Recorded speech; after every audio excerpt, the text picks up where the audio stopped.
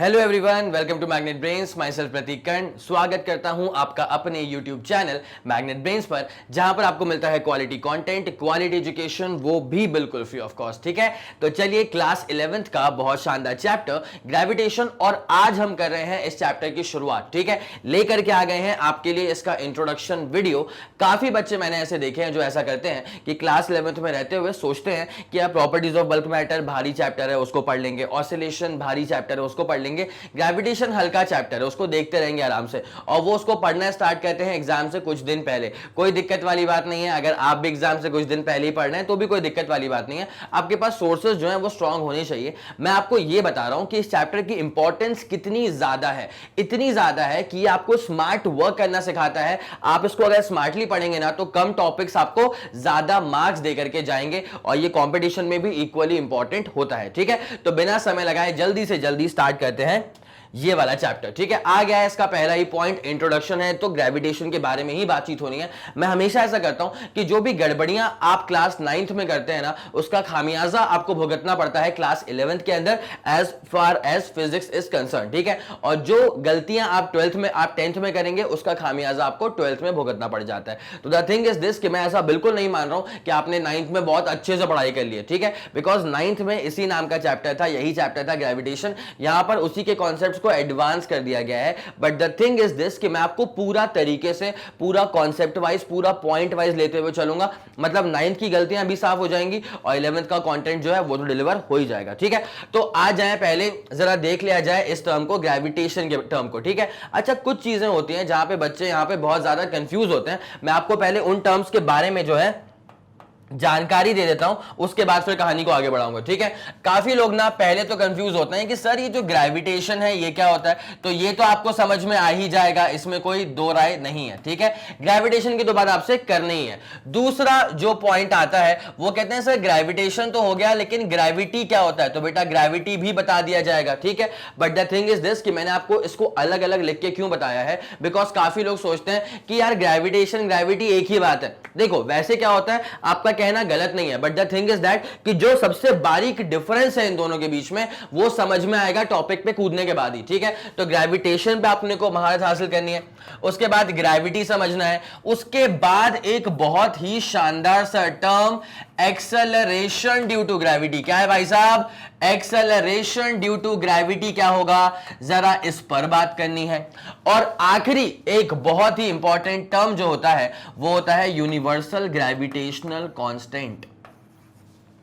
Universal gravitational constant. ठीक है, मतलब आप दरअसल ये समझ लीजिए कि अगर आप इस चैप्टर को पढ़ रहे हैं, अगर आप इस चैप्टर को ईमानदारी से पढ़ रहे हैं, तो इस चैप्टर को एंड करने तक आपको यह समझ में आना चाहिए कि इन चारों के बीच में डिफरेंसेस क्या है, ये चारों किन चीजों को सिंबलाइज करवा रहे हैं। अच्छा, एक और चीज होता है, काफी बच्चों का ना ये डाउट होता है, ये काफी बच्चे सोचते भी हैं कि ग्रेविटेशन को बड़े वाले जी से करते हैं और ग्रेविटी को छोटे वाले जी से करते हैं रिप्रेजेंट। पता नहीं पर कहां से ये डाउट घूम गया है दुनिया में, कितने बच्चों से मैं ऐसा मिला हूं जो ऐसा कहते हैं कि सर ग्रेविटेशन मतलब वही ना कैपिटल जी। अरे नहीं भाई, कैपिटल जी जो होता है ना वो यूनिवर्सल ग्रेविटेशनल कांस्टेंट होता है, तो इसको दिल में बसा के रखना, universal gravitational constant capital G. जी हां, एक्सेलरेशन ड्यू टू ग्रेविटी जो होता है ना उसको हम सिंबलाइज करते हैं छोटे वाले जी से। किससे कहते हैं बेटा, छोटे वाले जी से। यहां पे ग्रेविटेशन के लिए कोई सिंबॉलिक फीचर नहीं है और ग्रेविटी को भी किसी भी चीज से सिंबलाइज या डिनोट नहीं करा गया। आया समझ? तो आपको इस चैप्टर के एंडिंग तक ये चार चीजों के बारे में महारत हासिल करनी है, gravity, gravitation, acceleration due to gravity और universal gravitational constant. It's as simple as that. आया आपको समझ? चलिए ठीक है, तो मेरे ख्याल से आपने इसको तरीके से नोट कर लिया होगा। अब बिना आपका समय लगाए जल्दी से जल्दी बढ़ते हैं इसके पहले वाले केस के ऊपर। ठीक है, ग्रेविटेशन की बातचीत करनी है तो मोटा मोटी तौर पे सबको समझ में आता है कि हमारे क्वेश्चंस में कई बार ना ये प्यारी धरती आती है। ठीक है, और इस पर बहुत सारी बातें करनी होती हैं, तो इसका इंपॉर्टेंट डेटा जो है अर्थ के बारे में वो मैंने आपको यहां बता दिया है। मैं ये नहीं कह रहा कि किसी भी क्वेश्चन में गिवन ही नहीं होगा, क्वेश्चन में गिवन होगा, बट फिर भी मेरा ये मानना है और मेरा ये रिक्वेस्ट है आपसे कि आप इन दो डेटा को कम से कम याद रखें जहन में। ठीक है, पहला क्या होता है, mass of earth approximately it is 6 × 10⁻24 kg। दूसरा रेडियस ऑफ अर्थ क्या होता है, ये होता है 6400 kilometre, 6400 kilometre. It's as simple as that. Numerical solve करने के टाइम पे हमें जो ये किलोमीटर है ना न्यूमेरिकल सॉल्व करने के टाइम पे जो ये किलोमीटर्स है आप समझ जाएंगे 10⁻3, ठीक है। इसकी जगह कौन खाने वाला है, 10⁻3 खाने वाला है। आया समझ? चलो अब जरा देख लें कि ग्रेविटेशन एग्जैक्टली क्या होता है। ग्रेविटेशन समझो, ग्रेविटी समझो, फिर उसके बाद एक्सेलरेशन ड्यू टू ग्रेविटी और यूनिवर्सल ग्रेविटेशनल कांस्टेंट। इन चारों पे अगर आपको पूरी अच्छे से कमांड हासिल हो गई है, मतलब ये समझ जाइए कि जहां बच्चे डाउट खा लेते हैं ना ग्रेविटेशन चैप्टर के अंदर, आप उस चीज से तो पार हो गए, ठीक है। उसके बाद डेरिवेशंस होंगे, उसमें तो हम आपके साथ हैं। तो क्या लिखा हुआ है ग्रेविटेशन में? Gravitation is the force of attraction. पहली फुर्सत में भैया इसको अंडरलाइन कर लीजिए, पहली फुर्सत में इसको अंडरलाइन कर लीजिए। Gravitation is the force of attraction. Obviously gravitation is the force of attraction, तो ऑब्वियसली बात है कि ग्रेविटेशन की फिर जो यूनिट होने वाली है, इसको बड़े बड़े शब्दों में लिख देता हूं, ग्रेविटेशन की जो यूनिट होने वाली है वो होने वाली है न्यूटन, बिकॉज लिख दिया गया है कि gravitation is the force of attraction. तो ठीक है, किसके बीच का फोर्स ऑफ अट्रैक्शन है? तो force of attraction between any two bodies in the universe. मैं हमेशा बोलता हूं क्लासेस में कि ग्रेविटेशन क्या होता है? जमाने भर में किसी भी दो बॉडीज के बीच का। क्या बोला मैंने? मैं जो बोल रहा हूं वो चीज दिमाग में आपके अच्छे से बैठनी चाहिए। चमका? ग्रेविटेशन क्या होता है? जमाने भर में किसी भी दो बॉडीज के बीच का जो फोर्स ऑफ अट्रैक्शन होता है उसे कहा जाता है ग्रेविटेशन। क्या होता है ग्रेविटेशन? दिमाग में अटकाओ, जमाने भर में किसी भी दो बॉडीज के बीच का जो फोर्स ऑफ अट्रैक्शन होता है उसे कहा जाता है gravitation. It's as simple as that. शब्दों का ही खेल है। फोर्स था तो न्यूटन, ठीक है, और फोर्स का नेचर कैसा था?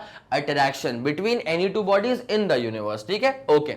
The unit of gravitation is Newton. अब तो होना ही चाहिए obviously. Important data, mass of the अर्थ बता दिया, रेडियस ऑफ द अर्थ बता दिया। आगे आपको समझ? तो ग्रेविटेशन की पहली बात तो क्लियर हो गई है। जमाने भर में किसी भी दो बॉडीज के बीच का force of attraction is called as gravitation. तो मेरे ख्याल से इतनी कहानी आपको समझ में आ रही होगी। तो एक काम करो बेटा, पहले आप जरा इसका स्क्रीनशॉट ले लो, उसके बाद फिर हम कहानी को आगे बढ़ाते हैं। जल्दी करिएगा। 3 2 1 रेडी गो, डन हो गया। आप लोगों ने इसका स्क्रीनशॉट तरीके से ले लिया होगा। अब जरा मैं इसको गायब करता हूं और अब आपको लेकर के चलते हैं इसके अगले वाले कंटेंट की तरफ। सर जी अगला वाला जो कंटेंट है वो ग्रेविटेशन से कितना अलग है, कितना अलहदा है? अलग नहीं है, ग्रेविटेशन का ही थोड़ा सा एडवांसमेंट है। क्या एडवांसमेंट है? हमने ग्रेविटेशन में क्या पढ़ लिया था कि ग्रेविटेशन क्या होता है? Force of attraction between any two bodies in the universe, ठीक है। नाउ दिमाग में एक सवाल अटकता है कि सर अगर फोर्स ऑफ अट्रैक्शन ही है तो निकाल क्यों नहीं पाते उसको? भाई निकाल पाते हैं ना, क्यों नहीं निकाल पाते? बिल्कुल निकाल पाते हैं। तो फोर्स ऑफ अट्रैक्शन निकालने का तरीका जो दिया गया था वो आपको यहां पे नजर आएगा इन न्यूटन्स लॉ ऑफ ग्रेविटेशन। कहां पे नजर आएगा? Newton's law of gravitation. तो बेसिक आइडिया क्या है कि दो बॉडीज के बीच में फोर्स ऑफ अट्रैक्शन तो होता है, उसी को हम क्या बोलते हैं? ग्रेविटेशन, ठीक है। दो बॉडीज के बीच में फोर्स ऑफ अट्रैक्शन तो होगा, उसको हम क्या बोलेंगे? ग्रेविटेशन। लेकिन उस फोर्स ऑफ अट्रैक्शन को निकालोगे कैसे? उस फोर्स ऑफ अट्रैक्शन को इवैल्यूएट कैसे करोगे? तो इवैल्यूएट करने का जो तरीका है वो दिया गया है न्यूटन के द्वारा, और वो पूरा लॉ बन गया है न्यूटन्स लॉ ऑफ ग्रेविटेशन, ठीक है। अब वो लॉ क्या बोलना चाहता है? स्टेटमेंट पे नजरें गड़ाई जाएं। किस पे नजरें गड़ाई जाएं? स्टेटमेंट पे, ठीक है। तो स्टेटमेंट ये बोल रहा है the force of attraction between any two bodies is directly proportional to the product of their masses। इतनी सी बात है, जो दो बॉडीज के बीच में फोर्स ऑफ अट्रैक्शन होता है ना, this is directly proportional to the product of their masses, मतलब m1 into m2। पहली बात तो ये हो गई। and it is inversely proportional to the square of separation distance between the center of two bodies, ठीक है। पहली वाली बॉडी ये रही, दूसरी वाली बॉडी ये रही, दोनों का एक सेंटर होगा जिसको हमने एक चैप्टर के अंदर सेंटर ऑफ मास भी कहा था, ठीक है। तो सेंटर ऑफ मास क्या होता है? हम ऐसा मान लेते हैं कि पूरी बॉडी का जो मास है वो किसी एक पर्टिकुलर पॉइंट पर कॉन्सेंट्रेटेड है, ऐसा अजम्पशन लिया जाता है फॉर मैथमेटिकल कन्वीनियंस, ठीक है। So that point is centre of mass. तो अब क्या होता है? किसी भी दो बॉडीज के बीच में अगर आपको फोर्स ऑफ अट्रैक्शन निकालना है तो वो जो फोर्स ऑफ अट्रैक्शन होगा this is proportional to the product of their masses m1 into m2। पहली बात तो ये हो गई। दूसरा, it is inversely proportional to the square of separation between their centres. पहली वाली बॉडी का सेंटर और दूसरी वाली बॉडी का सेंटर, दोनों के बीच की जो दूरी होती है उसको r नाम दे देना, और ये जो फोर्स होगा वो इसी r के इनवर्सली प्रोपोर्शनल होगा। अब जो चीज यहां पे लिखी हुई है एग्जैक्टली इसको कैसे डेवलप करेंगे तो मैं डेवलप करके आपको पूरा बताता हूं। पहले मेरा मानना ये है कि आप जरा एक बार ना इस स्टेटमेंट का जो है स्क्रीनशॉट ले लीजिए। तो जल्दी आप इसका स्क्रीनशॉट ले लीजिएगा। 3 2 1 रेडी गो एंड डन। आप लोगों ने इसका स्क्रीनशॉट ले लिया होगा, ठीक है। अब जल्दी से जल्दी मैं आपको इसका पूरा स्टेटमेंट जो है ना वो कैसे डायग्राम्स के थ्रू समझाया जाएगा वो समझा के दिखाता हूं, ठीक है। ओके, स्टेटमेंट की तो हमने बात कर ही ली थी। अब देखो बेटा क्या होगा, समझो पूरा खेल। ये पहली वाली बॉडी है, कैसी लगी, ये है पहली वाली बॉडी, स्फेरिकल बॉडी, ठीक है। और ये दूसरी वाली बॉडी है, आया समझ, ये है तुम्हारे पास दूसरी वाली बॉडी, ठीक है। Now the thing is this कि भाई दोनों के सेंटर्स को जोड़ दिया, ठीक है, आया समझ। अब क्या होता है बेटा कि जो पहली वाली बॉडी है ना, इसका मास हम कितना मान लेते हैं, इसका मास हम ले लेते हैं m1, और जो दूसरी वाली बॉडी है इसका मास हम ले लेते हैं m2। चल जाएगा आपको इतना, ठीक है। पहली वाली का मास m1, दूसरी वाली का मास कितना हो गया, m2 हो गया। अब क्या है बेटा कि इन दोनों को जोड़ने वाली जो दूरी है ना, इसका जो सेपरेशन डिस्टेंस है, इसका सेपरेशन डिस्टेंस कितना मान लिया हमने, r के बराबर मान लिया। मेरे ख्याल से इतना आपको समझ में आ गया होगा, ठीक है। तो r के बराबर सेपरेशन डिस्टेंस तो हो चुका है।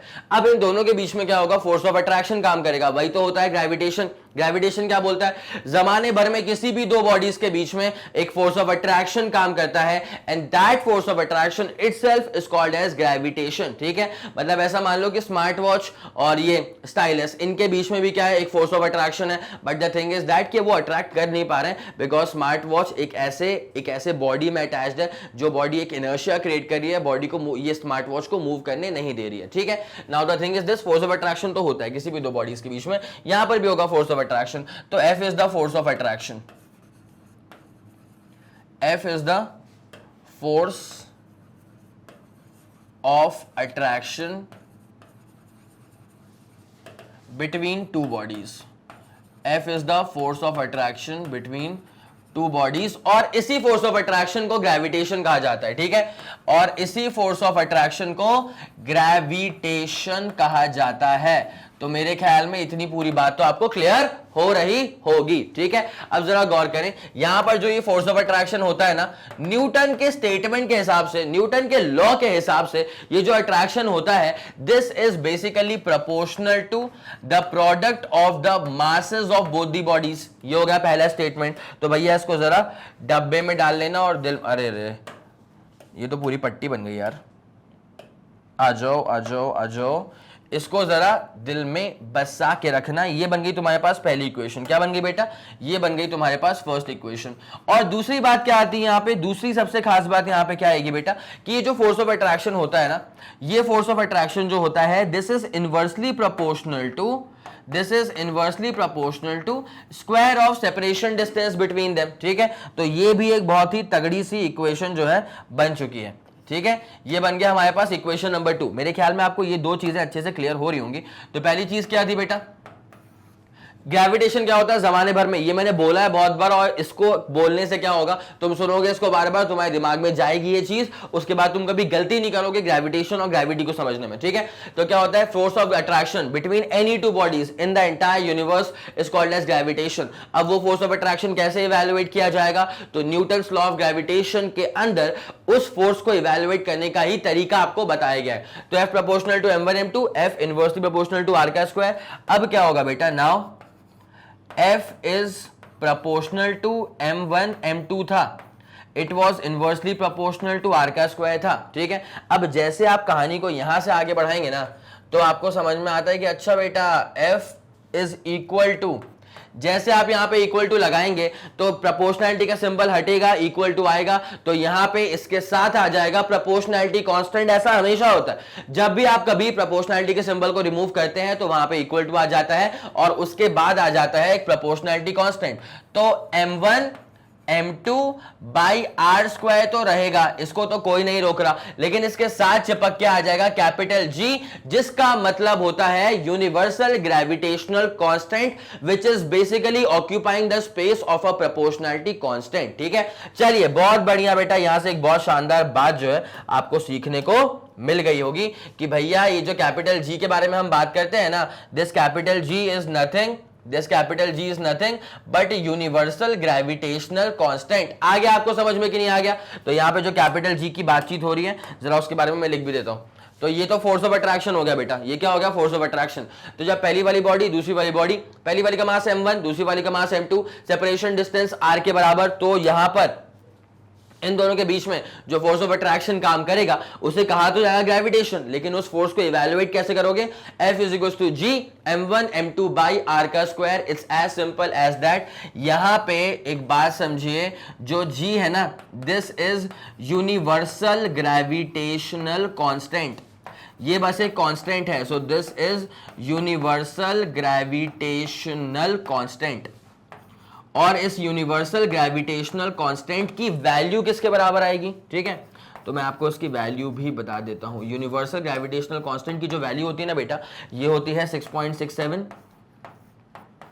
जिस क्लास में आप लोग हैं 10 टू द पावर -11, जिस क्लास का ये टॉपिक है, तो 6.67 10 to the power -11 newton metre square पर किलोग्राम स्क्वायर। टफ लगा क्या भाई? कैसे निकाल लिया? जी निकालना था, F इंटू आर का स्क्वायर मतलब न्यूटन इंटू मीटर का स्क्वायर अपॉन m1 m2 मतलब kg इंटू kg मतलब kg स्क्वायर। ठीक है, ये वाली बात समझ में आ गई। ये यूनिवर्सल ग्रेविटेशनल कांस्टेंट की जो है वैल्यू आपके समक्ष प्रस्तुत हो चुकी है। ठीक है, तो ये था अपने पास यूनिवर्सल लॉ ऑफ ग्रेविटेशन या फिर न्यूटन्स लॉ ऑफ ग्रेविटेशन। आपने इसका स्टेटमेंट तो लिख ही लिया होगा, यहां पर भी सेम ही बातचीत करी गई है, यहां पर भी सेम बात करी गई है। तो बस ये रहा आपके पास इसका पूरा डिटेल्ड एक्सप्लेनेशन। तो आप जरा पहले इसका स्क्रीनशॉट ले लीजिए, उसके बाद फिर हम कहानी को आगे बढ़ाते हैं। जल्दी आप इसका स्क्रीनशॉट लीजिएगा बेटा, जल्दी करिएगा, जल्दी। हो गया, चलो बहुत बढ़िया, हो गया तो बहुत शानदार। अब जरा कहानी को आगे बढ़ाया जाएगा। नोट कर लिया आप लोगों ने इसको? अब इसे गायब करते हैं बेटा।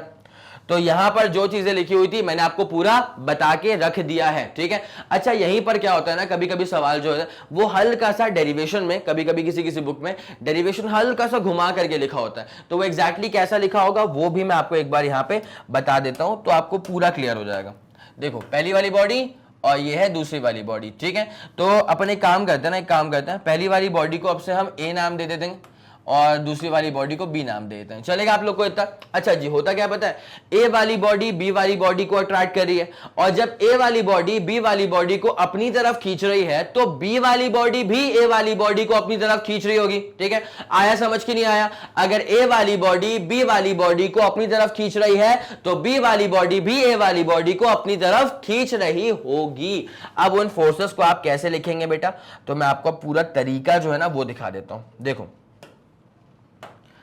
पहली बात तो ये लाइन अपन ने बना दी, ठीक है, और यहां पे जो दूरी आ रही है, यहां पर जो दूरी आ रही है वो दूरी आ रही होगी आर के बराबर। किसके बराबर? आर के बराबर। ठीक है, अब ए वाली बॉडी को बी वाली बॉडी खींच रही है, बी वाली बॉडी को ए वाली बॉडी खींच रही है, तो जरा गौर करना, पूरा एरो बना के चलूंगा, अच्छे से एरो बना के चलेंगे अपन। कौन से कलर का? यहां बनाते हैं व्हाइट कलर का।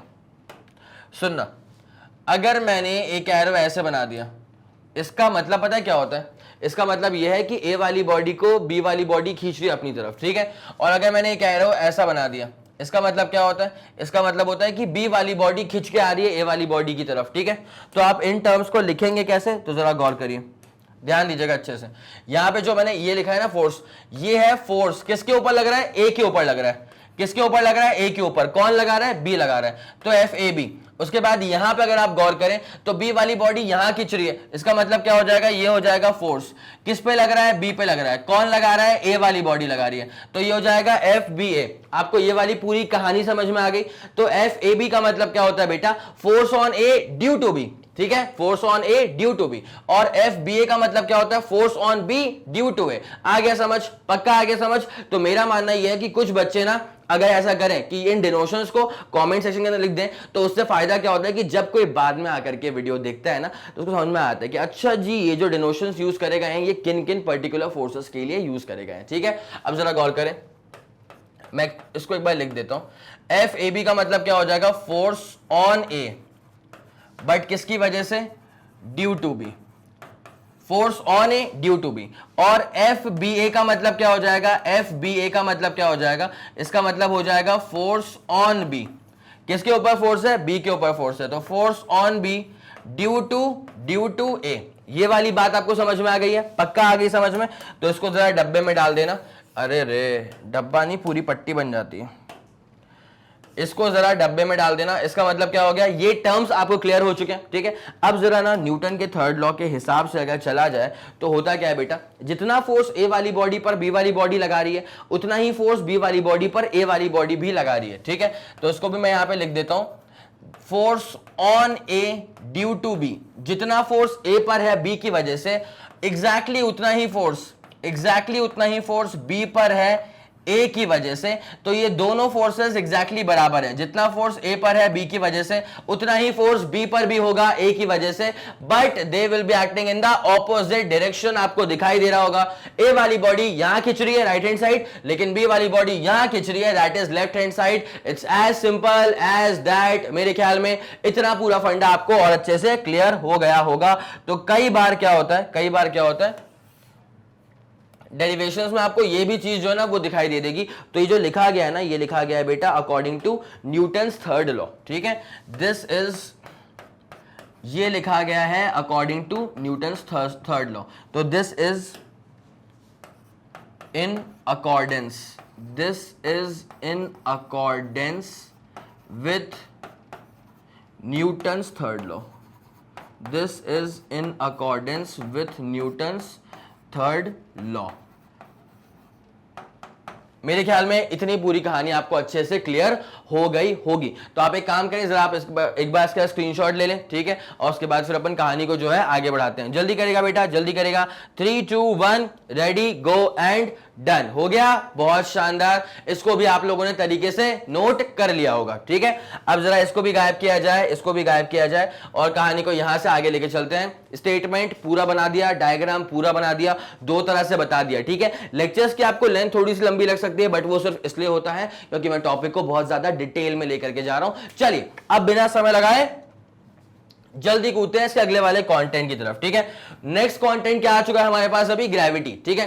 ग्रेविटेशन हो गया। तो ग्रेविटेशन क्या होता है, दिमाग में बिठाओ बहुत तरीके से। पहली बात, ग्रेविटेशन को कोई भी सिंबल देकर के नहीं रखा हुआ है। ग्रेविटेशन को हम किसी भी सिंबल से डिनोट नहीं करते हैं। पहली बात पूरी क्लियर हो गई है, ठीक है। अब ग्रेविटेशन क्या होता है? जमाने भर में किसी भी दो बॉडीज के बीच में जो फोर्स ऑफ अट्रैक्शन काम करता है, उस फोर्स ऑफ अट्रैक्शन को हम नाम दे देते हैं प्यार से ग्रेविटेशन का, और यूनिट दे देते हैं प्यार से न्यूटन का। आया समझ के नहीं आया? कोई दिक्कत तो नहीं है, ठीक है, ओके। आगे बात समझ। अब आते हैं ग्रेविटी पे। तो ग्रेविटी का डेफिनेशन क्या है जरा वो देख लो। Gravity is defined as the force of attraction exerted by earth towards its center on a body lying on or near the surface of earth। ठीक है, बताऊंगा पूरा, रुको। तो gravity is merely a special case of gravitation and it is also called as earth's gravitational pull। ठीक है, कहने का मतलब इसका ये है, जो इतनी भारी इंग्लिश में लिखा हुआ है ना, इसका मतलब ये होता है ग्रेविटेशन क्या होता है? जमाने भर में किसी भी दो बॉडी के बीच का फोर्स ऑफ अट्रैक्शन, ठीक है। बट ग्रेविटी क्या होता है पता है? ग्रेविटी में खेल ये होता है बेटा कि दो बॉडीज के बीच का ही फोर्स ऑफ अट्रैक्शन है, उसमें कोई अंतर नहीं आ रहा है। ग्रेविटी भी क्या है? दो बॉडीज के बीच का ही फोर्स ऑफ अट्रैक्शन है, बट जस्ट दैट उन दोनों में से एक बॉडी अर्थ है, ठीक है। तो अब इसको आप ऐसे कोड कर सकते हैं कि अर्थ और किसी दूसरी बॉडी, क्या बोला? अर्थ और किसी दूसरी बॉडी के बीच का जो फोर्स ऑफ अट्रैक्शन है, इसको हम नाम दे देंगे ग्रेविटी। क्या नाम दे देंगे? ग्रेविटी। आया समझ? तो जमाने भर में कोई सी भी दो बॉडी हो, वहां पे फोर्स ऑफ अट्रैक्शन काम करेगा, ग्रेविटेशन बोल देना। लेकिन अगर उन दो बॉडी में से एक बॉडी अर्थ है और दूसरी बॉडी कुछ भी हो सकती है, तो वहां पर जो फोर्स ऑफ अट्रैक्शन काम करेगा उसको ग्रेविटी बोल देना। क्या बोल देना? ग्रेविटी बोल देना। आ गया समझ? पक्का श्योर हो? ठीक है। अब यहां पे एक और चीज लिखी हुई है, gravity is merely a special case of gravitation. क्या लिखा है? Gravity is merely a special case of gravitation. सही बात है भाई। ग्रेविटेशन में क्या क्या आ गया था? जमाने भर में कोई सी भी दो बॉडी हो, तो भाई जमाने भर की दो बॉडीज हैं, उसमें से एक बॉडी अर्थ है, दूसरी बॉडी कुछ भी है, तो वहां पर जो फोर्स ऑफ अट्रैक्शन है, कायदे से उसको जनता ग्रेविटेशन ही बोलना चाहेगी। क्या बोलना चाहेगी? कि हाँ भैया दो बॉडीज हैं, तो जो फोर्स है ग्रेविटेशन बोल दो, कोई दिक्कत नहीं है, बोल दो ग्रेविटेशन। बट मेरा ये अनुरोध है कि अगर उसमें से एक बॉडी अर्थ है ना, तो अर्थ क्या है अपनी खास, ठीक है। तो अर्थ और अब दूसरी बॉडी कुछ भी हो, तो उसको ग्रेविटेशन तो है, बट मेरे ख्याल में उसको एक अच्छा नाम दे दो, so that name is gravity. आ गया समझ? पक्का। तो ये वाली कहानी होती है ग्रेविटेशन। अच्छा, merely special case of gravitation, okay. And यहां पे लिखा हुआ है is also called earth gravitational pull. ठीक है, तो ऑब्वियसली बात है, जो आपको बताया पूरा मेरे ख्याल में आपको समझ में अच्छे से आ गया होगा। अब जरा कहानी को यहीं से आगे बढ़ाया जाए, आपको एक बार अर्थ के लिए जो ग्रेविटी वाला पूरा केस डेवलप हो रहा है वो बना करके दिखाया जाएगा। ठीक है, तो जरा गौर करिएगा भाई, दिमाग में ये चीज अच्छे से डाल लो, दिमाग में ये चीज अच्छे से डाल लो कि जमाने भर में किसी भी दो बॉडीज के बीच का जो फोर्स ऑफ अट्रैक्शन होता है उसे कहा जाता है ग्रेविटेशन।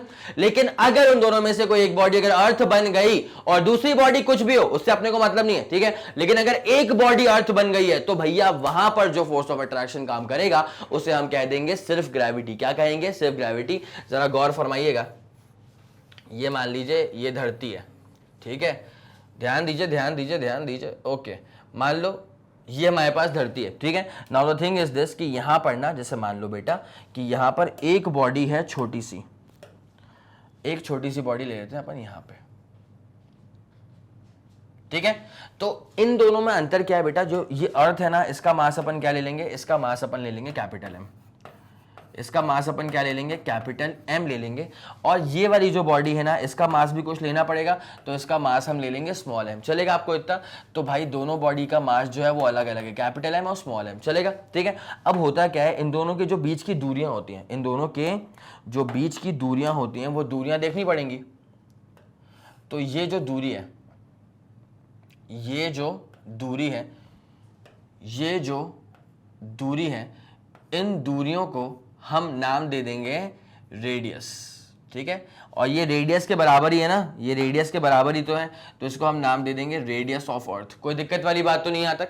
अब यहां पर भी फोर्स ऑफ अट्रैक्शन तो काम करेगा ही। तो न्यूटन के लॉ ऑफ ग्रेविटेशन के हिसाब से, न्यूटन के लॉ ऑफ ग्रेविटेशन के हिसाब से यहां पर जो according to Newton's law of gravitation यहां पर जो फॉर्मूला डेवलप होगा वो क्या होगा? देख लो। तो according to Newton's law of gravitation, तो न्यूटन के लॉ ऑफ ग्रेविटेशन के हिसाब से यहां पर जो फॉर्मूला डेवलप होगा वो फॉर्मूला क्या होगा पता है? F इज इक्वल टू जी। कोई दिक्कत वाली बात नहीं है। पहली वाली बॉडी का मास, दूसरी वाली बॉडी का मास अपॉन आर का स्क्वायर, ठीक है। तो पहली वाली बॉडी क्या है? मान ले अर्थ है, कैपिटल एम। दूसरी वाली बॉडी क्या है? जिसका मास छोटा वाला है बेटा, अपॉन नीचे क्या हो जाएगा? ये दूरियां ना कोई नॉर्मल सी दूरियां नहीं है। क्यों? Because this is specially radius of earth, ठीक है। तो G M M by R का स्क्वायर बेटा, ये हो जाएगा आपके पास ग्रेविटी। ये क्या हो जाएगा आपके पास? ग्रेविटी। जैसे ग्रेविटेशन एक फोर्स था तो उसकी यूनिट क्या आ गई थी? न्यूटन आ गई थी। तो वैसे ही ग्रेविटी भी एक फोर्स है और इसकी यूनिट भी क्या आ जाएगी? न्यूटन। बस खास बात क्या है कि ग्रेविटेशन क्या था? जमाने भर में किसी भी दो बॉडीज के बीच का फोर्स ऑफ अट्रैक्शन था, बट ग्रेविटी क्या है? अर्थ और किसी दूसरी बॉडी के बीच का force of attraction. It's as simple as that, ठीक है। तो मेरे ख्याल में इतनी पूरी कहानी आपको अच्छे से समझ में आ गई होगी। तो आपको पहले अगर इसका स्क्रीनशॉट चाहिए था तो आपने इसका स्क्रीनशॉट ले भी लिया था, चाहो तो ले लो एक बार फिर से मेरे साथ, ठीक है। 3 2 1 रेडी गो, डन हो गया। चलो अब उसके बाद ना फिर आप जरा बेटा इसका स्क्रीनशॉट ले लीजिए, उसके बाद फिर हम कहानी को यहां से आगे बढ़ाते हैं। जल्दी करेगा प्लीज, जल्दी करेगा।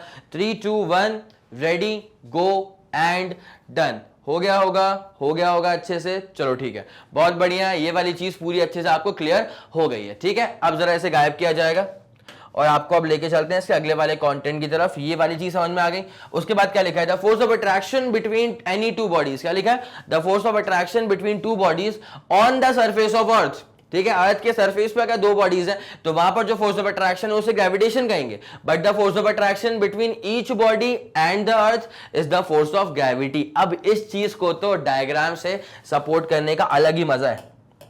ध्यान देना बेटा, ध्यान देना।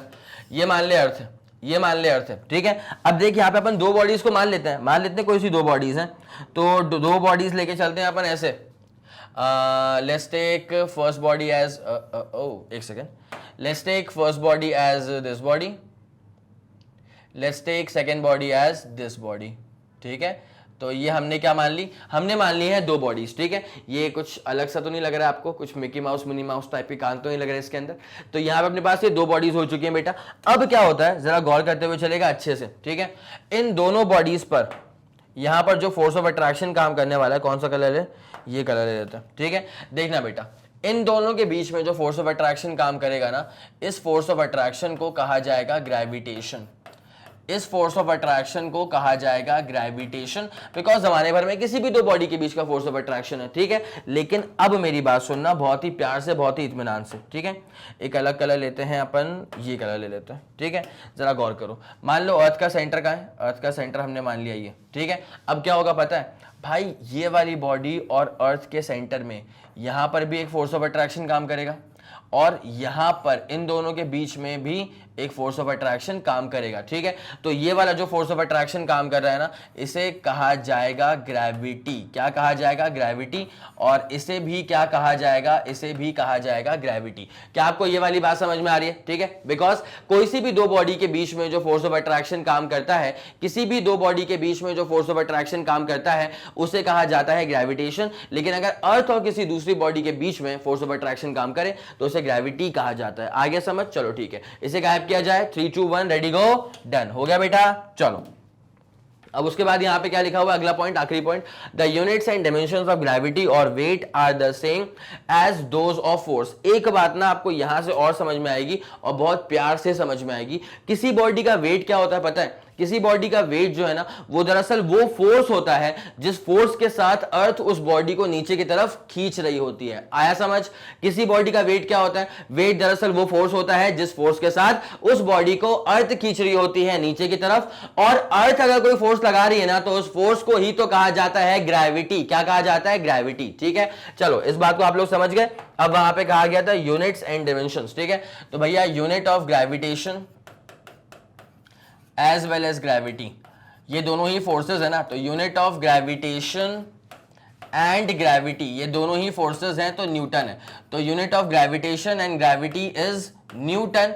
और दूसरी बात क्या होती है? डायमेंशनल फॉर्मूला, ठीक है। तो भैया डायमेंशनल फॉर्मूला निकालना पड़ेगा फोर्स का, तो डायमेंशनल फॉर्मूला निकालना पड़ेगा फोर्स का। और फोर्स का डायमेंशनल फॉर्मूला क्या होता है?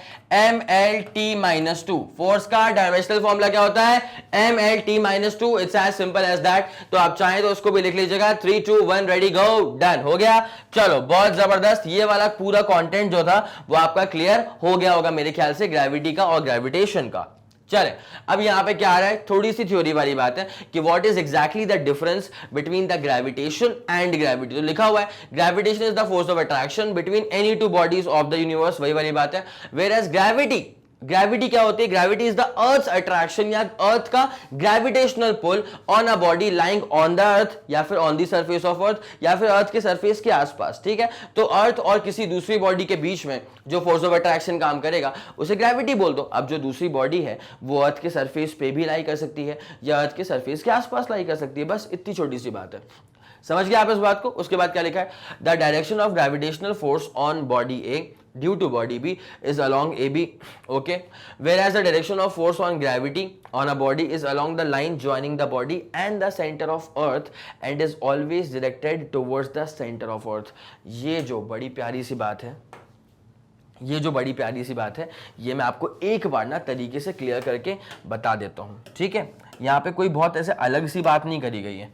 अभी अपन ने देखा था जैसे मान लीजिए अर्थ है, ठीक है। तो यहाँ पे अपन ने क्या देखा? मान लो कि अगर कोई बॉडी अगर इसके ऊपर एग्जिस्ट करती है, मान लीजिए कोई बॉडी अगर इसके ऊपर एग्जिस्ट करती है, तो यहाँ पे जो फोर्स लगेगा ना ग्रेविटी का, यहाँ पर जो फोर्स लगेगा ग्रेविटी का, वो अर्थ के सेंटर की तरफ लगेगा। वो कहाँ लगेगा? वो लगेगा अर्थ के सेंटर की तरफ, सही बात है। तो ये जो फोर्स यहाँ पे काम कर रहा है ना, this force is nothing, this force is just called as gravity. इसमें कौन सी बड़ी बात है? इस फोर्स को हम प्यार से क्या बोल देंगे? इसको हम ग्रेविटी बोल देंगे, वही बोलते भी आए। तो ग्रेविटी जो होती है ना, वो किसी भी बॉडी और अर्थ के बीच में काम करती है और directed towards the centre of earth. वही यहाँ पे लिखा हुआ है कि ग्रेविटी जो है it is directed towards the centre of earth. Force of gravity on a body is along the line joining the body and the centre of the अर्थ। और दूसरी बात क्या है? ग्रेविटेशन जो है ना, अगर वो किसी एक बॉडी और दूसरी बॉडी के बीच में है, तो वो उन दोनों को जो लाइन ज्वाइन कर रही है ना, उस पे काम करेगा। आया समझ में आप लोग को? देखो बेटा, एक और केस ले लेते हैं यहाँ पे आप लोग के लिए। ये वाली बॉडी और ये वाली बॉडी, ठीक है। तो यहाँ पे अर्थ थोड़ी है, यहाँ पर अर्थ वर्थ थोड़ी ना है। तो यहाँ पर ए वाली बॉडी को ये खींच रही है, ठीक है, और ये बी वाली बॉडी को ये खींच रही है इस तरफ, ठीक है। तो ये जो फोर्सेस काम कर रहे हैं वो कहां पे काम कर रहे हैं? These forces are acting on the line joining the centres of both the bodies. आ गया समझ? बस इतनी सी ही बात होती है। मेरे ख्याल से ये वाला पूरा फंडा आपको अच्छे से उम्दा तरीके से क्लियर हो गया होगा। और आप लोगों से एक और डिमांड है बेटा, कॉमेंट सेक्शन में जाकर के ना एक बार एक काम करना, ग्रेविटी और ग्रेविटेशन इसकी डेफिनेशन लिख देना कि सर एग्जैक्टली हमने डेफिनेशन ये समझी, जो मैंने यहां स्लाइड में लिखा हुआ था उसे कॉपी पेस्ट मत करना। आपने पूरा पढ़ने के बाद खुद से क्या समझा ठीक है, आप अपने शब्दों में क्या बयां करके आएंगे एक बार जरा वो कमेंट सेक्शन में डाल देना, ठीक है। बिकॉज जब तुम ये कर रहे होगे ना तो फिर तुम्हारा दिमाग तुमको तुम्हारे वाले वर्ड्स दे रहा होगा, ठीक है। बिकॉज आप कितना भी पढ़ लो लेकिन आखिरी समय पे जो चीज निकल करके आती है ना वो आपका दिमाग आपके वर्ड्स आपको देता है, और वो वर्ड्स बनते कैसे हैं, जो आपने पढ़ाई करी अब तक वो चीजें फिट होती हैं उसके अंदर। तो एग्जैक्टली क्या सेंटेंस की फ्रेमिंग आती है वो समझ में आएगा, कमेंट सेक्शन में जल्दी से जल्दी डेफिनेशंस डाल दीजिए, ठीक है। ओके, मेरे ख्याल से ये पूरा क्लियर हो गया होगा, ये ग्रेविटी था और दिस वाज अबाउट ग्रेविटेशन। चलें क्लियर करें इसको। ओके, आगे बढ़ा जाएगा। अब आते हैं अगले वाले केस के ऊपर। अगला वाला पॉइंट क्या है, एक्सेलरेशन ड्यू टू ग्रेविटी। भाई साहब, एक्सेलरेशन ड्यू टू ग्रेविटी ना, ये पढ़ने से पहले आपको जरा ये समझ में आना चाहिए कि एक्सेलरेशन हमेशा किसी फोर्स की वजह से होता है, ठीक है। क्या बोला मैंने, एक्सेलरेशन हमेशा हमेशा किसी फोर्स की वजह से होता है, इसीलिए तो फॉर्मूला आता है force equal to mass into माफ कीजिएगा, फॉर्मूला आता है force equal to mass into acceleration.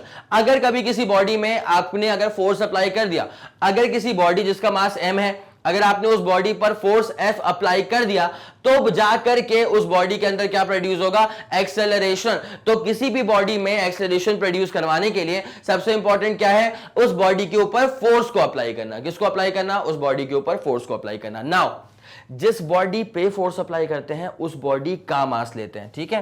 अब मैं जो यहां पे चीजें लिखने वाला हूं ना बेटा, वो जुड़ने वाली हैं इसी कंटेंट के साथ में, ठीक है। तो F का मतलब क्या होता है, F is the force applied on the body. F का मतलब क्या होता है, F का मतलब होता है force applied on the body. F का मतलब क्या होता है, this is the force applied on the body, ठीक है। और जिस बॉडी पे फोर्स अप्लाई करा है उस बॉडी का मास, तो m is the mass of the body, m is the mass of the body. और उसके बाद क्या होता है भाई, जैसे आपने F अमाउंट का फोर्स अप्लाई कर दिया M मास की बॉडी के ऊपर, तो M मास की बॉडी के अंदर एक्सेलरेशन प्रोड्यूस होगा, ठीक है। जैसे मान लो एक फुटबॉल है और फुटबॉल पे अगर मैंने फोर्स अप्लाई कर दिया, अगर फुटबॉल पर मैंने फोर्स अप्लाई कर दिया तो यहां पे क्या होगा, फोर्स अप्लाइड बाय मी, लेकिन एक्सेलरेशन किसके अंदर आएगा, फुटबॉल के ऊपर। फोर्स को एक्सपीरियंस किसने करा, फुटबॉल ने, तो मास किसका लेंगे, फुटबॉल का। आया समझ। तो यहां पे F का मतलब क्या होगा, force applied on the body. M क्या होगा, जिस बॉडी पे फोर्स अप्लाई करा है उस बॉडी का मास, और उस बॉडी पे फोर्स अप्लाई करने के बाद उस बॉडी के अंदर जो एक्सेलरेशन आएगा उस बॉडी का एक्सेलरेशन। तो A is the acceleration produced in the body, A is the acceleration produced in the body. It's as simple as that. A is the acceleration produced in the body. बस इतनी सी बात होती है। तो formula क्या आ चुका है, फॉर्मूला क्या आ चुका है, फॉर्मूला क्या आ चुका है, फॉर्मूला आ चुका है F is equal to M into A. Formula आ चुका था F is equal to M into A. और इसमें फोर्स का मतलब क्या होता है, कौन सा फोर्स अप्लाई करा गया, M का मतलब जिस बॉडी पे फोर्स अप्लाई करा, और A का मतलब उसी बॉडी का एक्सेलरेशन। आ गया समझ। अब अगर मैं यही वाली चीज ना ग्रेविटी के रिस्पेक्ट में बात करूं तो पता है क्या होगा, force applied by earth. F क्या होगा, force applied by earth. M is the mass of the body, जिस बॉडी पे अर्थ ने फोर्स अप्लाई करा। मान लो फॉर एग्जांपल स्टाइलस, ठीक है। अगर मैं इसको छोड़ूं, ठीक है, छोड़ूंगा नहीं इसको मैं बिल्कुल, अगर मैं इसको छोड़ूं तो ये कहां गिरेगा, अर्थ की तरफ, ठीक है। तो जब ये ऐसे नीचे आएगा अर्थ की तरफ तो अर्थ खींच रही है ना इसको, पक्का आया समझ के नहीं आया। तो यहां पे बेटा मास किसका लोगे, अर्थ का मास थोड़ी लेंगे। अरे मेरे भाई, जिस बॉडी का एक्सेलरेशन हो रहा है उस बॉडी का मास लिया जाता है, तो इस बॉडी का मतलब स्टाइलस का मास लोगे। आया समझ के नहीं आया, पक्का। तो भाई acceleration is always due to a force, acceleration is always due to a force. लेकिन अगर एक्सेलरेशन के लिए जो फोर्स है अगर वो अर्थ ने अप्लाई करा है तो क्या बोलेंगे उसे, ग्रेविटी। तो अगर acceleration is always due to a force तो this time the acceleration is due to a force applied by earth, और अर्थ का जो फोर्स होता है उसे कहा जाता है ग्रेविटी। इसलिए एक्सेलरेशन को कहा जाएगा एक्सेलरेशन ड्यू टू ग्रेविटी। अगर मैं किसी बॉडी पे फोर्स अप्लाई करता हूं, ठीक है, उस बॉडी में आ गया एक्सेलरेशन, ठीक है, तो फोर्स किसने अप्लाई करा, मैंने अप्लाई करा, तो उसको अपन बोलेंगे acceleration due to Prateek sir, ठीक है, acceleration due to Prateek sir. तुमने अगर फोर्स अप्लाई करा तो एक्सेलरेशन ड्यू टू एक्स, ठीक है। लेकिन अगर फोर्स अर्थ ने अप्लाई करा तो एक्सेलरेशन ड्यू टू अर्थ वाला फोर्स, अर्थ वाले फोर्स को तो बोलते हैं ग्रेविटी। तो एक्सेलरेशन ड्यू टू ग्रेविटी। मेरे ख्याल में इतनी बात पूरी आपको समझ में अच्छे से आ गई होगी, ठीक है। तो एक काम करिए, एक बार जरा आप ये स्टेटमेंट जो यहाँ पे लिखा हुआ है ना उसका स्क्रीनशॉट लीजिए, और जो मैंने यहाँ पे लिखा है इसके साथ लीजिएगा स्क्रीनशॉट। उसके बाद फिर हम कहानी को आगे बढ़ाते हैं। तो बेटा जल्दी आप इसका स्क्रीनशॉट लीजिएगा, जल्दी करिएगा। 3, 2, 1 रेडी गो एंड डन। इसका आप लोगों ने अच्छे से प्यार से स्क्रीनशॉट ले लिया होगा। चलिए ठीक है, बहुत बढ़िया, ये चीज तो आपकी पूरी अच्छे से क्लियर हो चुकी है। अब एक काम करा जाएगा इसी में, acceleration due to gravity, definition क्या है इसकी? तो acceleration due to gravity is defined as the force of, acceleration due to gravity is defined as the force of gravity acting on unit mass of a body placed on और near the surface of earth. कोई बहुत बड़ी बात नहीं है, सुनते हुए चलना। पहली बात तो एक्सेलरेशन ड्यू टू ग्रेविटी जो होती है ना बेटा, इसको रिप्रेजेंट किया जाता है किस सिंबल से? इसको रिप्रेजेंट किया जाता है जी से। एक्सेलरेशन है भैया, क्या है ये? एक्सेलरेशन है। तो अगर ये एक्सेलरेशन है तो इसकी यूनिट क्या हो जाएगी? अगर ये एक्सेलरेशन है तो इसकी यूनिट क्या हो जाएगी? यूनिट इसकी हो जाएगी मीटर पर सेकेंड स्क्वायर। आया समझ कि नहीं आया? बिकॉज एक्सेलरेशन की वैसे भी क्या होती है यूनिट? मीटर पर second square. It's as simple as that. मेरे ख्याल में ये वाली पूरी कहानी क्लियर हो गई होगी आप लोग को, है ना? अब जो लिखा हुआ है वो क्यों लिखा हुआ है जरा गौर करो बेटा। फोर्स का फॉर्मूला क्या होता है? मास इनटू एक्सेलरेशन, ठीक है? तो now if the force is due to gravity, now if force is applied by earth, अगर ये फोर्स अर्थ ने अप्लाई करा है, now if the force is applied by the earth, अगर फोर्स अर्थ ने अप्लाई करा है तो acceleration will also be due to the force applied by earth, और फोर्स अप्लाइड बाय अर्थ को हम कहते हैं ग्रेविटी, तो acceleration will be due to gravity. तो लिख देंगे इसको, now if the force is applied by earth then the acceleration produced, then the acceleration produced is called acceleration due to gravity, is called acceleration due to gravity। और इस acceleration due to gravity को small g से represent किया गया है, तो therefore F is equals to m into a की जगह पे जी आ जाएगा। क्या आ जाएगा बेटा? जी आ जाएगा। और यहीं से जी क्या हो जाएगा? F by M. जी क्या हो जाएगा बेटा? F by M. आया समझ के नहीं आया? आया समझ के नहीं आया? जी क्या हो जाएगा? जी हो जाएगा एफ बाई एम, ठीक है? बस इतनी सी बात होती है। F is equals to mass into acceleration, but now the acceleration is due to gravity, तो उसको G बोल देंगे। तो G इज इक्वल्स टू क्या आ जाएगा? F by M. बस इतनी सी बात थी। तो मेरे ख्याल से पूरा समझ में आपको आ गया होगा। क्या लिखा था? It is defined as the force of gravity acting on unit mass. अच्छा, force of gravity obviously earth का फोर्स था, एक्टिंग यूनिट मास, तो इसका मतलब कुछ नहीं है। अगर m की वैल्यू 1 कर दी जाए तो acceleration due to gravity is equal to force of gravity per unit mass, ठीक है? बस वही चीज यहां पे लिखी है, प्लेस्ड ऑन या near the surface of earth, ठीक है? दूसरी बॉडी जो है या तो वो अर्थ के सरफेस पर ही है या तो वो अर्थ के सरफेस के आसपास रखी है। बस इतनी सी बात होती है। तो एक काम करो बेटा, पहले जरा इसका स्क्रीनशॉट ले लो, जल्दी करना please. 3 2 1 ready go and done. आप लोगों ने इसका स्क्रीनशॉट तो ले लिया होगा, ये वाला पूरा फंडा आपको अच्छे से क्लियर हो गया होगा, ठीक है? चलो अब इसे गायब करते हैं और आते हैं अगले वाले कंटेंट पे। रिलेशन निकालना है बिटवीन G एंड G, ठीक है? What is going to be the derivation for relation between छोटा वाला G एंड बड़ा वाला G? भाई मेरे छोटा वाला G क्या होता है? छोटा वाला G होता है एक्सेलरेशन ड्यू टू ग्रेविटी, और बड़ा वाला G क्या होता है? Universal gravitational constant. आया समझ के नहीं आया? छोटा वाला G क्या होता है? एक्सेलरेशन ड्यू टू ग्रेविटी, और बड़ा वाला G क्या होता है? बड़ा वाला G होता है यूनिवर्सल ग्रेविटेशनल कांस्टेंट। पक्का? चलो ठीक है। अब एक काम किया जाए, कैसे इसका रिलेशन डेवलप होगा तो जरा गौर करें। यहीं पे यहां पे कर देते हैं आपके लिए।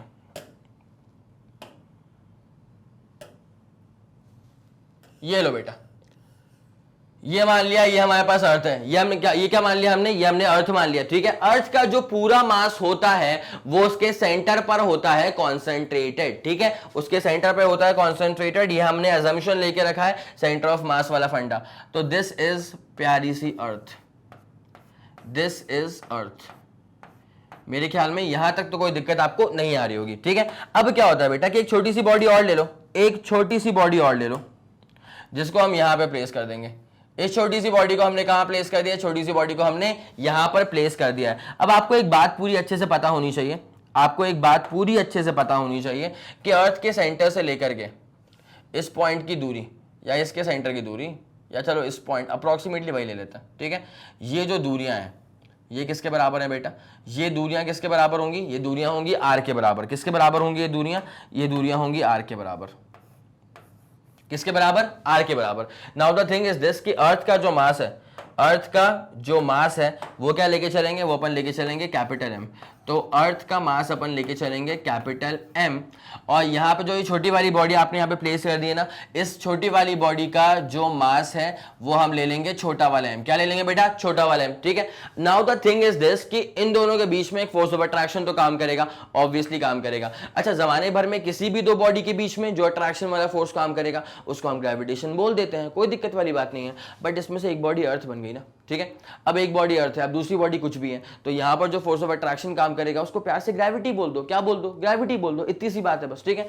तो ग्रेविटी बोल देंगे, कोई दिक्कत तो नहीं है ना। अब होता है क्या बेटा, कॉमन सेंस अप्लाई करो, न्यूटन्स लॉ ऑफ मोशन, ठीक है। पहले अपन क्या अप्लाई कर देंगे बेटा, according to Newton's law of motion, according to Newton's law of gravitation. ये चीजें बहुत काम की है बेटा, ये आपका पूरा बेसिक सेट कर देंगी, ये आपका पूरा बेसिक सेट कर देंगी ग्रेविटेशन के अंदर आने वाले बाकी चीजों को देखने के लिए, ठीक है। अच्छा, जिन लोगों को पता है ना कि जो छोटा वाला जी होता है, अभी बताऊंगा मैं छोटा वाला जी क्या होता है, एक्सेलरेशन ड्यू टू ग्रेविटी। जिन लोगों को पता है कि उसकी वैल्यू क्या होती है, वो जल्दी से जल्दी कॉमेंट सेक्शन में जाना और उसकी वैल्यू टाइप कर देना, ठीक है। मेरे को दो चीजें चाहिए वहां पे, एक छोटे वाले जी की वैल्यू चाहिए, ठीक है, और एक बड़े वाले जी की वैल्यू चाहिए। छोटे वाले जी की वैल्यू मैंने इस वीडियो में अभी तो नहीं बताई थी, ठीक है, तो वो तो आप करेंगे। ऑब्वियसली सर्च मत करना कहीं गूगल पे, आप बस सीधे डाल दीजिएगा, ठीक है, वैल्यू जो आपको याद हो रही।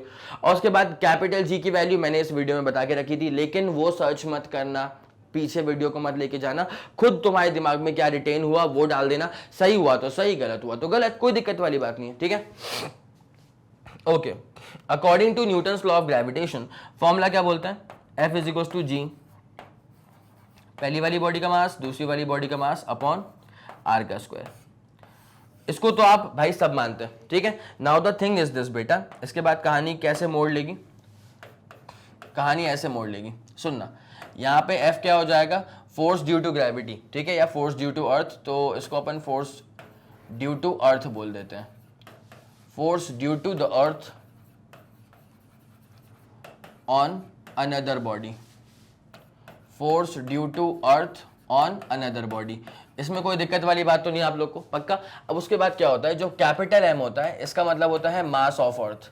कैपिटल एम का मतलब क्या होता है, mass of the earth. Capital M का मतलब क्या होता है बेटा, मास ऑफ द अर्थ। और छोटा वाला एम क्या है, छोटा वाला एम हो जाएगा मास ऑफ द बॉडी, छोटा वाला एम क्या हो जाएगा, मास of the body. Now the thing is that, now the thing is this कि काम करो, m1 इसको मान लो और इसको क्या मान लो, इसको m2 मान लो, कोई दिक्कत वाली बात नहीं। अच्छा, एक और चीज है, r जो वैसे होता है ना, r वैसे इन जनरल जो होता है r, वो इस वाले फॉर्मूले के हिसाब से r होता है distance between centres of both the bodies. इस बात को ध्यान रखिएगा अच्छे से, ठीक है, क्योंकि बाद में जाकर के ना कई लोग के दिमाग में एकदम बैठ जाता है कि अरे आर का मतलब रेडियस ऑफ अर्थ, और भाई उससे काम खराब होगा। क्यों, हर बार का आर रेडियस ऑफ अर्थ थोड़ी ना होता है। तो मैंने क्या बोला है, इस वाले फॉर्मूले के अंदर जो आर आता है ना, वो दोनों बॉडीज के सेंटर्स के बीच की दूरी होती है बस, ठीक है। तो R is the distance between centres of both the bodies, दोनों बॉडीज के सेंटर्स के बीच की दूरी को हम क्या बोल देंगे, आर बोल देंगे, छोटा वाला आर। अब वो तो यहां पे अगर देखा जाए, हियर इन दिस केस, अगर इस केस में देखा जाए तो इस केस में ना ऐसा हो रहा है कि इन दोनों बॉडी के सेंटर की जो बीच की दूरी है वो रेडियस ऑफ अर्थ के बराबर है, अप्रोक्सीमेटली किसके बराबर है, रेडियस ऑफ अर्थ के बराबर है, ठीक है। तो भाई अगर आप ये सीधे फॉर्मूला अप्लाई कर देंगे तो क्या मिलने वाला है आपको, नाउ बेटा सुनना अच्छे से, सुनना बहुत ही प्यार से। तो F is equals to G, mass of earth, mass of छोटी वाली बॉडी, अपॉन क्या हो जाएगा, आर का स्क्वायर। इतनी बात में तो कोई दिक्कत नहीं आप लोग को, इतना पूरा क्लियर चल रहा होगा। अब जरा एक छोटी सी बात पे और गौर करिएगा बेटा, फोर्स का फॉर्मूला क्या होता है, मास इनटू एक्सेलरेशन। फोर्स का फॉर्मूला क्या होता है, मास इनटू एक्सेलरेशन। भाई किसका मास, जिस बॉडी में एक्सेलरेशन प्रोड्यूस होगा, ये छोटी वाली आइटम का मास। और एक्सेलरेशन क्या होगा, एक्सेलरेशन किसकी वजह से होगा, अर्थ की वजह से, तो called as acceleration due to gravity. अब जाने वाले को तो कोई नहीं रोक पाया है, दैट इज छोटा वाला एम, छोटा वाला एम अब हमारे बीच नहीं रहेंगे, तो जिसके बाद जो बचेगा वो बचेगा ये। तो G इज इक्वल टू क्या आ जाएगा, जी एम बाई आर का स्क्वायर। पहले एक काम करो, इतने फॉर्मूले को अच्छे से एक बार छाप लो, दिमाग में रख लो, फिर मैं इसके बारे में थोड़ी सी डिटेलिंग आपको और बताता हूं। तो पहले जरा आप इसका स्क्रीनशॉट लीजिए, फिर कहानी को आगे बढ़ाते हैं। रिलेशन बिटवीन छोटा वाला जी एंड बड़ा वाला जी, जल्दी आप इसका स्क्रीनशॉट लीजिएगा बेटा। चलिए ठीक है, फिर बहुत बढ़िया है, इसको नोट कर लिया होगा आप लोगों ने तरीके से। तो ये रिलेशन डेवलप हो गया है छोटा वाला जी और बड़ा वाला जी के बीच में, ठीक है। छोटा वाला जी क्या होता है बेटा, एक्सेलरेशन ड्यू टू ग्रेविटी, और कैपिटल जी क्या होता है, यूनिवर्सल ग्रेविटेशनल कांस्टेंट।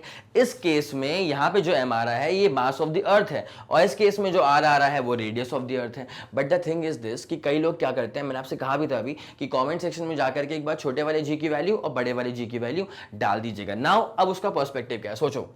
जो छोटा वाला जी है ना, कई लोग सोचते हैं कि हाँ इसकी वैल्यू क्या होती है, जब इसको सॉल्व करेंगे ना तो अप्रोक्सीमेटली जो हमारा आंसर आएगा वो आएगा 9.8, ठीक है। बट कई बार क्या होता है कि जो दूसरी वाली बॉडी है वो सरफेस ऑफ अर्थ पे नहीं रहती, वो बहुत ऊपर चली जाती है। अगर वो बहुत ऊपर चली गई तब जो उनके बीच की दूरियां हैं, मतलब अर्थ का सेंटर और बॉडी के सेंटर के जो बीच की दूरियां हैं, वो क्या रेडियस ऑफ अर्थ के बराबर नहीं रह पाएगा, क्या नहीं रह पाएगा। क्यों? क्योंकि वो बहुत बड़ा हो जाएगा। अगर उसकी वैल्यू बहुत बड़ी हो गई तो उसका आंसर भी 9.8 नहीं आ पाएगा, ठीक है। इस चीज को आपने पूरा लिख लिया है। अब मैं इसको ना एक बार छोटे से मैं सम अप कर देता हूं आप लोग के लिए, तो वो आप लोग के लिए भी समझना बड़ा आसान रहेगा, ठीक है। चलिए 2 मिनट ध्यान दीजिएगा बेटा, इसको तो गायब करते हैं। ये हमारा बेसिक फॉर्मूला आ चुका था, और जो जो डिनोशंस हमने यूज करे थे वो सब मैंने आपके लिए यहां पर जो थे वो बड़े प्यार से लिख दिए थे। तो मेरे ख्याल से पूरा आपको क्लियर हो गया होगा। अब मैं आपको बता रहा हूं कि एग्जैक्टली ये जो छोटा वाला जी है और जो बड़ा वाला जी है, इनका रिलेशन कैसे वेरी करेगा। देखो बेटा, यहां जब अर्थ के सरफेस पे निकालोगे ना, जब तुम अर्थ के सरफेस पे ही गेम खेलोगे, ऐसे ले लो, जब तुम अर्थ के सरफेस पे ही गेम खेलोगे तो g इज इक्वल टू क्या हो जाएगा, जी एम बाई आर का स्क्वायर, ठीक है। अब जैसे मैं सारी वैल्यूज को पुट ऑन करूंगा ना यहाँ पे, तो बेटा कैपिटल जी का मतलब क्या होता है, universal gravitational constant, that is 6.67 10 to the power क्या होता है -11 इनटू क्या हो जाता है बेटा m। m का मतलब क्या होता है, mass of the earth. Important datas के अंदर मैं आपको लिखवा चुका था, 6 इंटू 10 टू द पावर क्या होता है बेटा, 24 होता है। अपॉन नीचे क्या आ जाएगा, रेडियस ऑफ द अर्थ, लेकिन हमें वो चाहिए SI यूनिट के अंदर, मतलब 6400 किलोमीटर, मतलब 10 टू द पावर 3।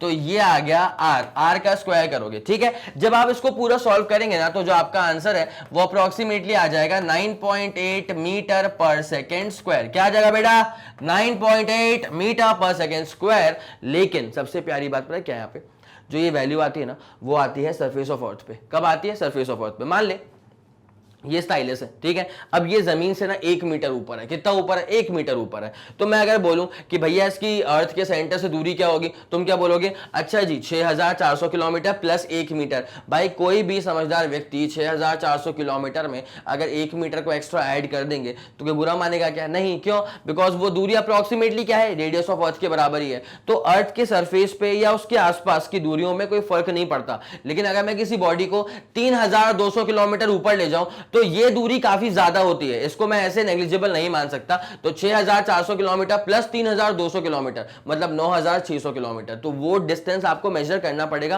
कंसिडर करना पड़ेगा। लेकिन अर्थ के सरफेस के आसपास लेके चलोगे तो जी की वैल्यू क्या आ जाएगी, 9.8। बट सबसे प्यारी बात, अब जो बता रहा हूं ना वो सुनना बहुत ही प्यार से, अब जो बता रहा हूं वो सुनना बहुत ही अच्छे से। ये था अर्थ, ठीक है भाई। अब तो अपन जानते हैं अच्छे से, अगर मैं यहां पे निकालता हूं एक्सेलरेशन ड्यू टू ग्रेविटी की वैल्यू, तो वो आ जाती है gm/r का स्क्वायर। वो क्या आ गया था बेटा, gm/r का स्क्वायर, ठीक है। तो एक काम करा जाए, इसको जरा डब्बे में डाला जाए। ये वाला फॉर्मूला क्लियर हो गया होगा आप लोग को, ठीक है। gm/r का स्क्वायर क्लियर हो रहा है, पक्का श्योर उस बात को लेकर के। But the thing is that कि अगर मैं इस बॉडी को ना h हाइट ऊपर लेके चले जाऊं, मान ले कोई दूसरी बॉडी है जिसको मैं h हाइट ना ऊपर लेकर के, अगर मैं इस बॉडी को h हाइट जो है वो अगर ऊपर लेकर के चला गया तो क्या होने वाला है, जरा गौर करिए। यहां पर अब जो एक्सेलरेशन ड्यू टू ग्रेविटी की वैल्यू है वो सेम नहीं रहने वाली, वो हो जाएगी चेंज। तो वो क्या हो जाएगी पता है इस बार, भाई कैपिटल जी सेम रहेगा, मास ऑफ द अर्थ सेम रहेगा, लेकिन अंतर क्या आ गया, दूरियों का स्क्वायर चेंज हो गया। कैसे चेंज हो गया बेटा, यहां से लेकर के यहां तक की जो दूरी है वो तो r के बराबर है ना, यहां से लेकर के जो यहां तक की दूरी है वो h के बराबर है। तो अब दूरी कितनी हो गई, r प्लस एच। तो यहां पे आ जाएगा r प्लस एच का होल स्क्वायर। बेटा अंतर है, भारी अंतर है, आया समझ की नहीं आया, भारी अंतर है। अगर सरफेस पे निकालोगे तो इसकी वैल्यू आती है 9.8 metre per second square, approximately could be taken as 10 also in very numericals. But the thing is this, अगर आप h हाइट ऊपर चले जाएंगे तो वहां पे एक्सेलरेशन ड्यू टू ग्रेविटी की जो वैल्यू है वो चेंज हो जाती है। क्या हो जाएगी भाई, फॉर्मूला ये हो जाएगी। आगे समझ में, तो आप एक बार काम करिए, एक बार आप इसका स्क्रीनशॉट ले लीजिए, ठीक है। ये था आपके पास introduction lecture. 3 2 1 ready go done. चलिए, तो मेरे ख्याल से ये वाली पूरी कहानी जो है आपको अच्छे से समझ में आ गई होगी। अबाउट ग्रेविटेशन क्या होता है, ग्रेविटी क्या होता है, यूनिवर्सल ग्रेविटेशनल कांस्टेंट क्या होता है और एक्सेलरेशन ड्यू टू ग्रेविटी क्या होता है, ठीक है। तो बस इतनी सी बात है। मैं आपसे उम्मीद करता हूं कि आप कॉपी किताब लेके बैठे होंगे, तरीके से आप उसको नोट कर रहे होंगे, ठीक है। नोट करते हुए चलोगे तो ही काम बनेगा, अदरवाइज तो फिर भैया सारी बातें कैसी हैं, हवा हवाई हैं। आ गया समझ? चलो ठीक है। तो ये लेक्चर आपका इंट्रो वाला पार्ट खत्म हो गया है। अब जल्दी आपको डिलीवर होगा इसके आगे आने वाले लेक्चर्स का पार्ट। तो बस मैं ये गुजारिश करता हूं आपसे कि आप तरीके से फॉर्मूले की शीट जो है वो बनाते हुए चलेगा, बिकॉज यहां पर फॉर्मूले थोड़े से कंफ्यूजिंग आपको लग सकते हैं। पूरा कॉन्सेप्ट क्लियर कब होगा? जब फॉर्मूले आपने स्टेप वाइज लिखे होंगे, ठीक है। चलिए, और मैग्नेट ब्रेन्स आपको जो प्रोवाइड करता है सीबीएसई की classes, English medium as well as Hindi medium बेटा।